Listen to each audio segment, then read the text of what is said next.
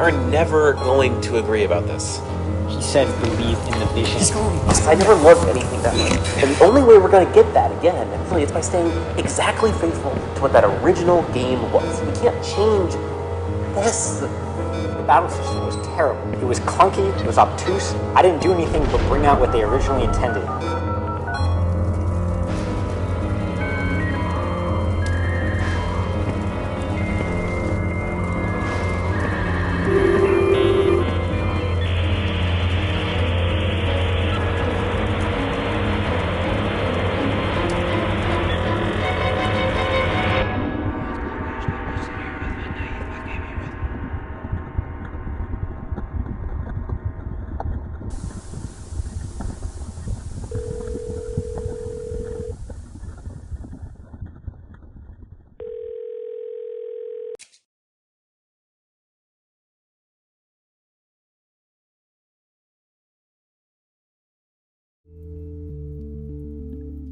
Hello there, folks. Welcome to Student Showcase Slot B for the SGDA Summit. My name is TRotEotGRPGoAT, as you all are probably very familiar with, and this is the team behind the remake of The End of the Greatest RPG of All Time. If you all would like to introduce yourselves. Yeah, sure. Hello, I'm Immanuel. I'm the writer, artist, and director for the remake of The End of the Greatest RPG of All Time. But I did not make it by myself by any means, because I also worked with the wonderful Dominick. Hello, I'm Jacob. I'm the programmer and game designer, or gameplay designer of the remake of The End of the Greatest RPG of All Time. And then we had a couple other people help us out. Lucas, do you want to talk about them? Yes, so in addition to that, we had some people kind of like contribute on a more, part-time's the wrong word because we're all students, but a more part-time basis. So we had Kyle Chuang, who was our wonderful composer and sound designer. We had Michael Dinh, who did a lot of the programming for specifically the UI elements, as well as designed some, you won't see him in here, but some Sokoban puzzles for the game later on. And then we had Jet, who did our incredible cover art you saw as we were waiting for the stream to kind of start. So those are the main people who have thrown things in, but of course there's always a million other people who have given us feedback and ideas and things like that throughout the process. For our officers, if you all would like to introduce yourselves, and then we'll go ahead and get started with our questions. Yeah, sure. And once again, I'm Jules. I'm the event coordinator here at SGDA, and hand it off to Jason. Sorry, I was standing up.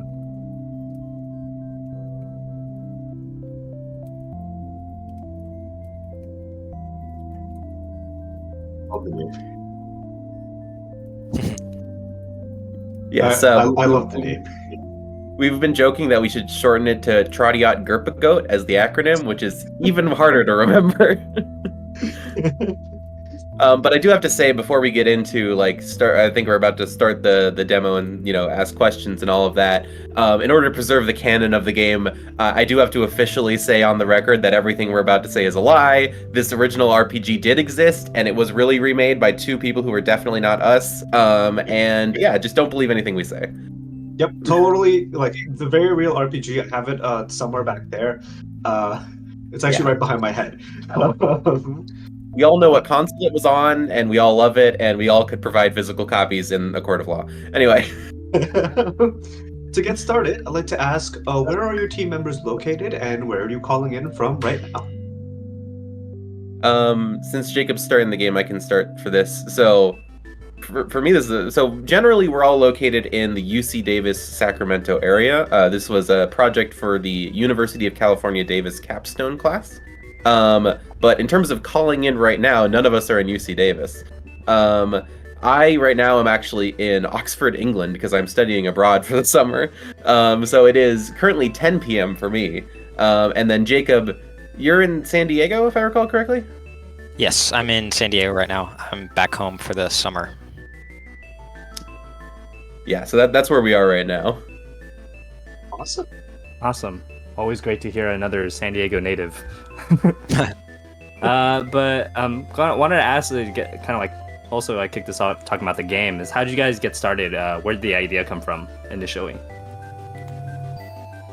I mean, I guess I can take this one as well.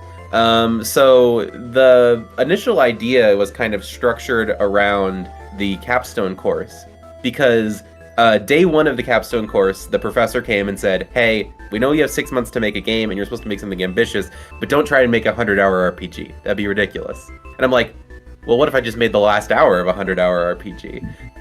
So kind of consolidate that into a pitch. We had a pitching phase, and throughout the pitching phase, a whole bunch of wonderful people in the capstone class, including Jacob and a couple other people who didn't even work on the game, contributed little bits to it, and it evolved from just, let's make the last hour of this RPG, to let's make this really bizarre puzzle game, which you can kind of see starting to play out here, where you haven't played the first 99 hours of this game.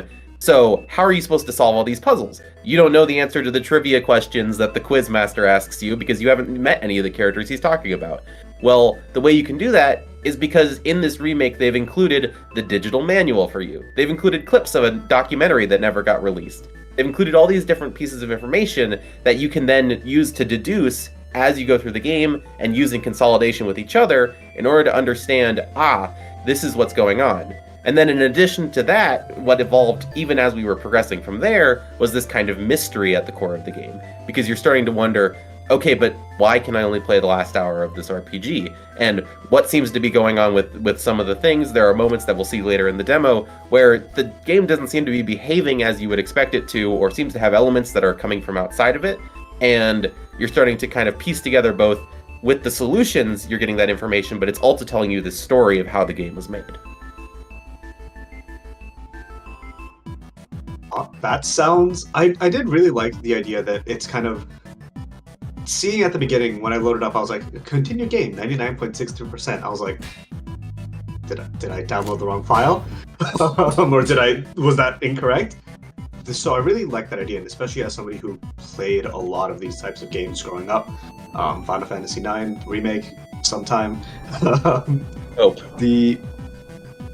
I'd like to ask, what were each of your roles throughout development?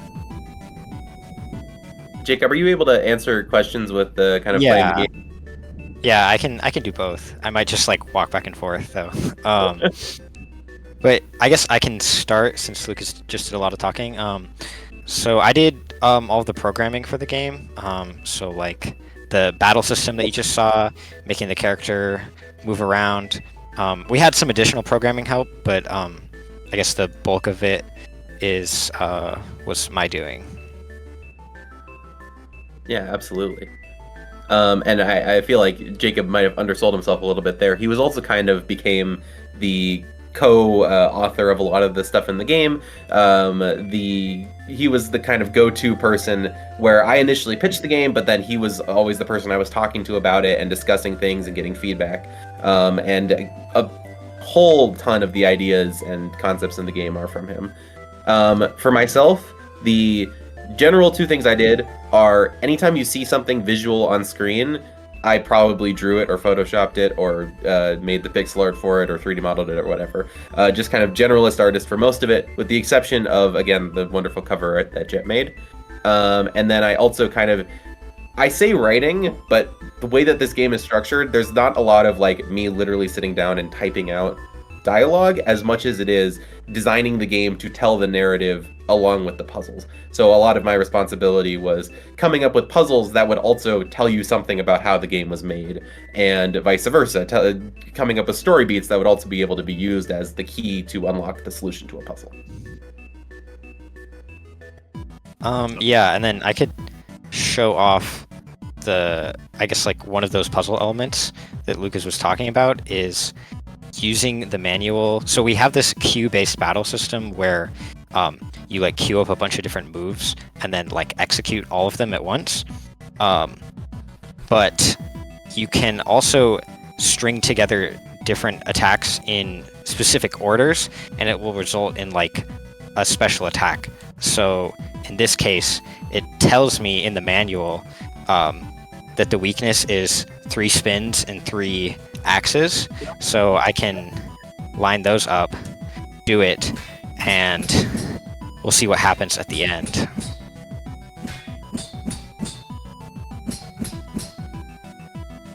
And it one hit kills it. And of course, this is kind of like, your initial Goomba level, challenge here, where as you progress through the game, it goes from, okay, we just have a manual page that explicitly tells you about this, to maybe you'll get one of the things we have in there is there's a director's commentary that they have enabled in the save file. So you'll hear the director's commentary where they say, oh, we discovered this weird bug in the game where the weakness is actually set to X instead of Y. And then you have to figure out, okay, so it says that the weakness is this. I need to now do what the opposite of that is and use that to solve the puzzle. And then maybe later on you'll see something in a clip in the documentary portion that'll tell you something that'll even recontextualize that again. It kind of layers on top of itself as it goes. That's so awesome. Yeah, the recontextualization of these the manual of something that's not supposed to be completely absent from in game to incorporating it into the narrative is such a cool. It's just a cool concept, and I love it. But yeah, next I kind of wanted to go more in depth on kind of the actual development. I wanted to ask kind of for your team, what was the most difficult part of development and in developing this game? I think Jacob will probably concur, especially from a programming perspective. The specific premise that we decided to go with means that we have to make a lot of systems that need to interact with each other. It's basically just making, a series of different things that in and of themselves could be a game or could be a standalone kind of project that has to then staple together as you go throughout the game. So we have to have both this RPG that also has this battle system, but the battle system is only a means to an end because we also have to have a system to manage the clips for the videos. We have to have a system to manage the director's commentary notes. We have to have a system to manage the manual pages, and it's a whole lot and very complicated spreadsheet math going into the design here. But it also means that you got to do a lot of different bespoke systems as we go along, and it can be difficult to understand if something's working or not until you have everything kind of layered in there. I don't know, Jacob, if you have more to add or if you have a different kind of angle on what you thought was the trickiest. Yeah, I would concur. I would say that really selling the fact that it is a real game and the end of that game. There's there's so many systems at play to convince you, the player, that this was a huge, grand 100-hour experience. But especially without making a 100-hour game, because that would be a little difficult. And then also on top of that, the other systems we're adding in with the manual and you'll see. I'm gonna play this video clip right here.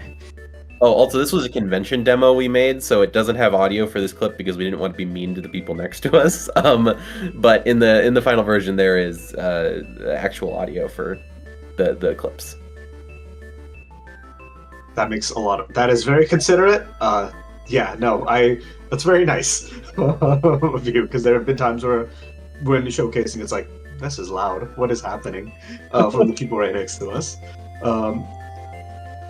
While this plays, I would like to ask, this might be a good follow-up, and the answer might be the same, but what are you most proud of from this game?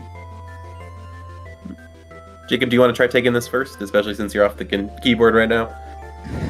Yeah, so I guess what I'm most proud of is how much of a unique experience it is. I think all the feedback we've been getting from people playtesters and anyone who's even just checked it out is just how it's something so unique that they've never seen done before. So I think that for me, that's what I'm most proud of.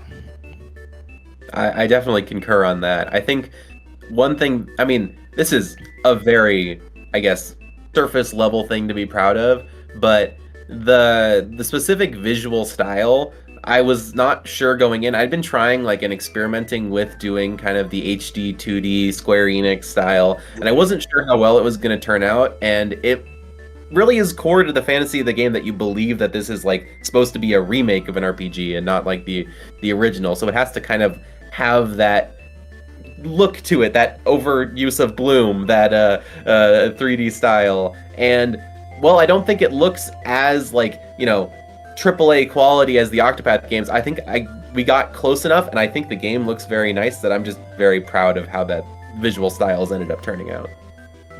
And if this releases close to the Dragon Quest III remake, then that'll be another very fun timing thing of, hey, check out this totally unrelated remake. That was actually the funny thing. We announced the game the day that all those rumors started breaking that it was re-emerging and the Dragon Quest III remake was coming back. We're like, oh my gosh, it's the most perfect timing.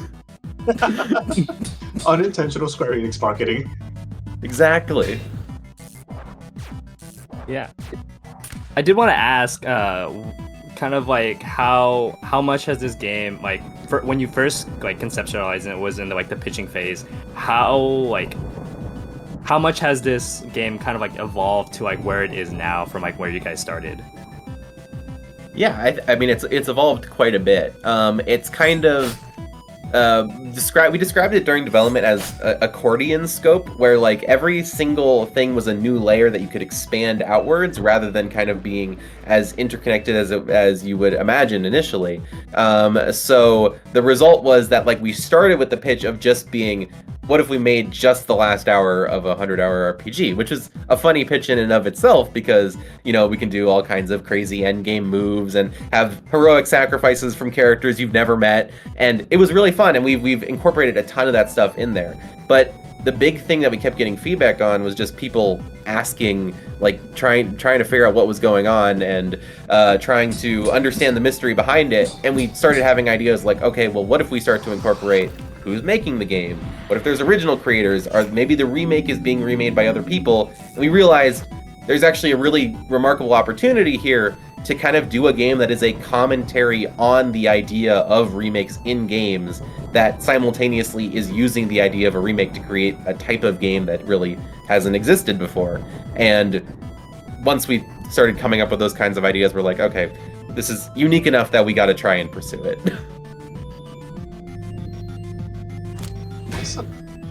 I'd like to ask a couple more questions before we wrap up for the day. The first of which will be, what are your plans for the game's future development? I know that there is currently a Steam page live right now. What are you planning to do either up till then or beyond then?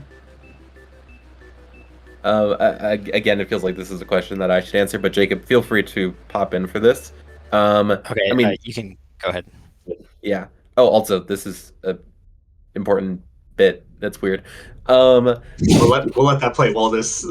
Yes. But the general plans are we're going to, yes, the game has a Steam page. Shameless chill that you should go and wishlist it, even if you can somehow remember the name.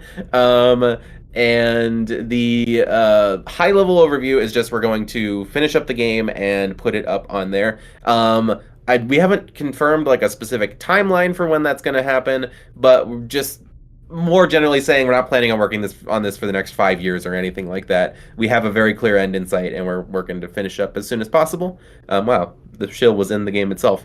The kind of more specific nitty-gritty plans are that we've had a good amount of like positive feedback as we've started showing off the game to people, and we've had a lot of excitement that we've been really blown away by.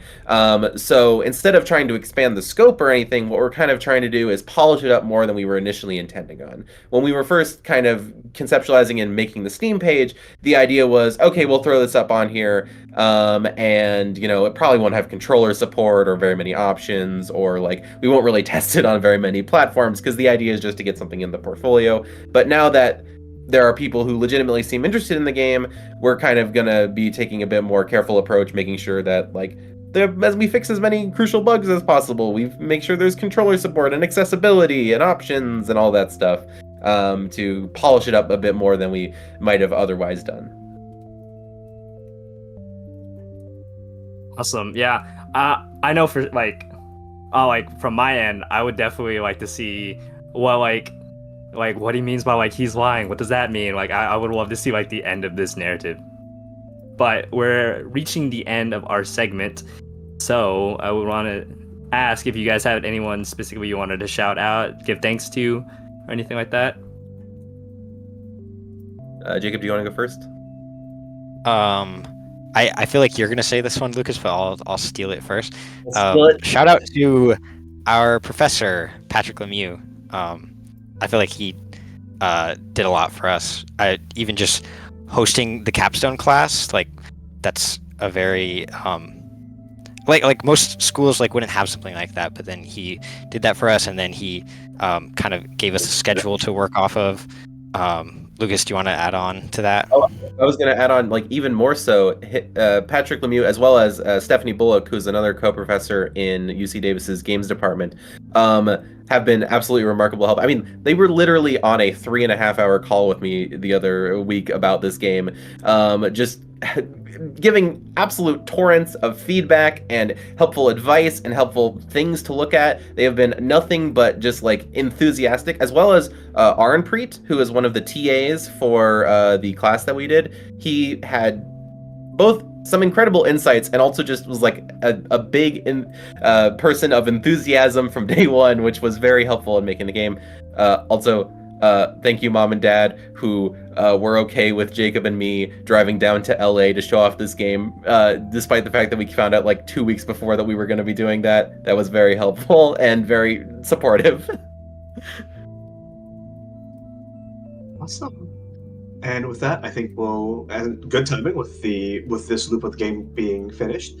Thank you so much for coming by to speak with us.